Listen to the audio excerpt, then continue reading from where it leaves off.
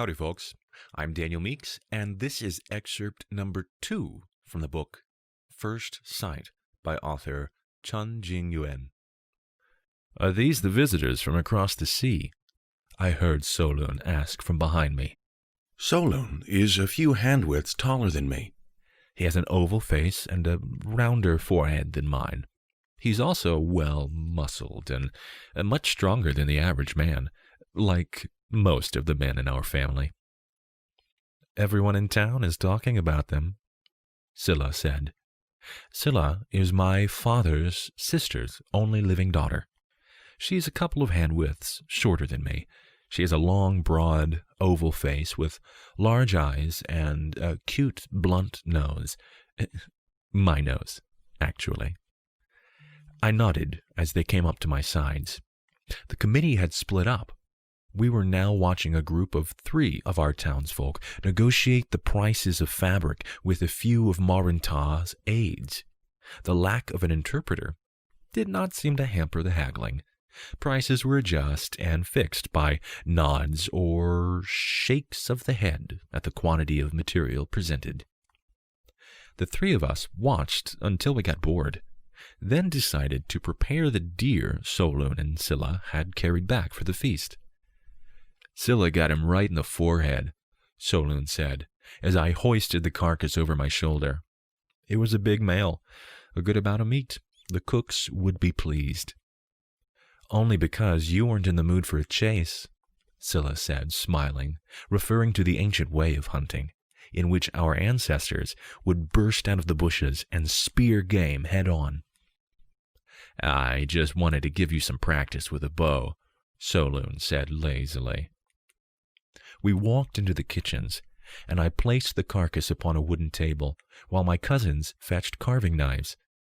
Chatting amongst ourselves, we skinned the deer and gutted it, then left it to an excited kitchen hand. At the 7th hour past noon, the feast began. I took a seat beside my father, and since my mother was no longer alive, my great-aunt Sola sat on his other side. She was my most senior female relative, after the passings of my mother and grandmother.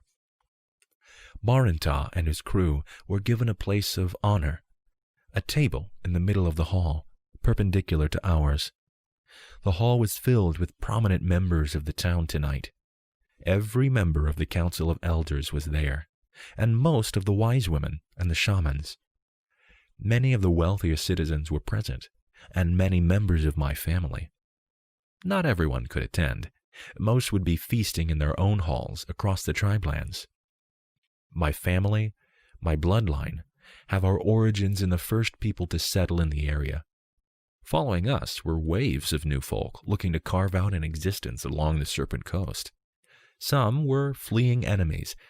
Others were simply looking for a better life. We took many in and expelled those who proved incompatible with our way of life. The ones we did keep, we led and we shielded. Our ancestors had possessed strength and magic beyond those of any other people. People of the bloodline are able to communicate with each other without words, without watching for facial expressions. Some of us could move things with our minds, and spellcasting of every nature came naturally to us. There were currently 300 living members of the bloodline, all spread throughout Sigrunta, a collection of towns that made up our tribelands. We had spent centuries protecting those we took in, teaching them to farm, work metal, or anything, really. We had fought alongside them against raiders from both sea and land. Our fates were bound to this land and to those whom we let in. My father is chief of the Sigrunta, a position that has never left our family in all the years the towns have stood. It is not exactly a hereditary position. I mean, it is, but the Council of Elders who make the laws has the right to replace the chief if they judge he or she unworthy. New prospective chiefs are then chosen from amongst the people, and the one who gains the approval of the wise women becomes chief. It's a process that has never been undergone, although I will have no objection if the people decide to try it for the first time at my succession. I have never cared for power or leadership. I intend to do my best when the time comes, but aspiring to power? That's just not who I am. I would be just as happy living the simple life. Father gave a speech to the tune of, "We're so happy to have you honored guests with us. Let us look forward to a golden era of cooperation and prosperity," so on and so forth. Then the food came in. Platters of meat, potatoes and vegetables, steaming stews, warm bread. After some time, Solun and Scylla started to sing. My heart filled with happiness, as it does every time I watch them perform. I especially love watching Scylla's eyes. They light up with such an amazing energy. And Solun's voice has a soulfulness that soothes me every time. They finished to thunderous applause and bowed politely. 2. "It is foolhardy," said Elder Woman Cameron. Scylla was sitting next to me as we attended the Council of the Elders the following morning, and Father had just put forth his intention to visit the kingdom of Hometz. The 30 elders before him had nothing but words of caution and refrain. I understood their intentions, but you'll see. "None of our people have ever crossed the sea," Alderman Waller added. "I'll be going with Morintar. Their ship made it all the way to us. I'm sure it will serve me fine," Father replied pleasantly. "But sea bandits," Alderman Bog said, "or some other danger we don't yet know of. I have heard tell of giant sea creatures. They swallow ships whole, some say." "I'll have a guard with me. As for the sea monsters, that is up to the gods. I must do this, and the decision is mine to make, not yours. I am merely informing you," Father said kindly. "I will meet their king and examine their land. If we are to trade with these people, then surely I must understand them more." "Send others, then. Why risk yourself?" Elder Woman Genya pleaded.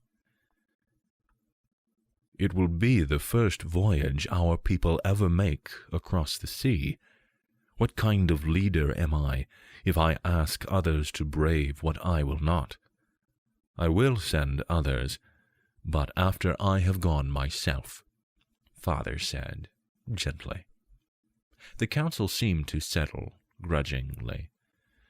"Who will you be taking along with you?" Elderwoman Cameron asked at length. 10 expert tradespeople," Father started. "To make a better tally of what they offer," Alderman Bog finished for him. "Yes, continue." 10 hunters and huntresses, our guard," Father continued, "and Salo." The elders started protesting again. One voice rose above the growing cacophony. "Are you out of your mind?" Elderwoman Genya asked reproachfully. "He is your only son and heir." "Would you have me keep him out of battle because he is my only son and heir?" Father asked the elder woman kindly. "Danger is danger, elder. He will be chief eventually. A leader should not ask of those who follow that which they would not do themselves." "Looks like you're going to Hometz," Scylla whispered to me. "Want to come with?" I asked mildly. "There's the festival," Scylla said. The creaking of the ship roused me hours later. Morintar had taken another day to finish his business with the towns, and we had left that very night. Among those chosen to accompany us were my cousins, Solon, and his sister, Tara. I tried to fall back asleep, but found it impossible. My surroundings were pitch black, so I felt around for the lamp on the table beside my cot and lit it. I watched the flame flicker for a while and decided to get out of my chamber. A figure leaning out near the prow caught my eye as I walked up the steps to the deck. I sensed a thoughtful heaviness emanating from it as I approached. Well, that's it for excerpt number 2.